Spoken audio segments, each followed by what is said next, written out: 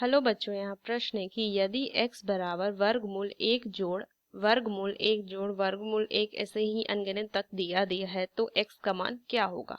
तो चलिए इस प्रश्न को हल करती हूँ। तो मुख्य अवधारणा इस प्रश्न में अगर मैं लिखूं, मुख्य अवधारणा, तो अगर एक द्विघात समीकरण दिया हुआ है x का वर्ग जोड़ में bx जोड़ में c बराबर 0, तो इसके द्विघाती सूत्र का इस्तेमाल करके, अगर मैं लिखूं द्विघाती सूत्र का इस्तेमाल करके मूल ज्ञात करूं तो x बराबर क्या होता है, माइनस में b प्लस माइनस वर्गमूल b का वर्ग ऋण में 4ac बटा में 2a।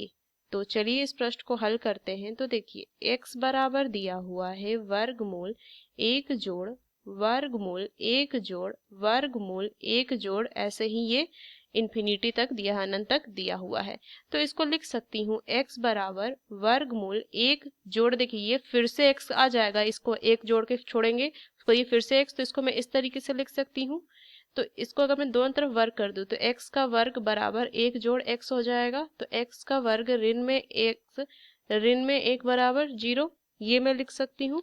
अब देखिए ये एक द्विघात समीकरण बन गया। द्विघाती सूत्र लगाऊंगी तो x बराबर कितना हो जाएगा, माइनस में b, तो minus minus plus, plus minus यहाँ से हो जाए एक का वर्ग, तो एक ऋण में यहाँ से कितना हो जाएगा, देखिए हो जाएगा 4 गुना में a गुना में c, तो ऋण तो ये प्लस में आ जाएगा गुना में a बटा में 2a, तो यहाँ से बटा में 2 कितना मान आ जाएगा, x बराबर 1 प्लस माइनस ये मान आ जाएगा वर्गमूल 5 बटा में 2। तो यहाँ से देखिए कौन सा विकल्प आएगा, ये आ जाएगा सी विकल्प, ए एक जोड़ प्लस माइनस वर्गमूल 5 बटा 2 सी विकल्प।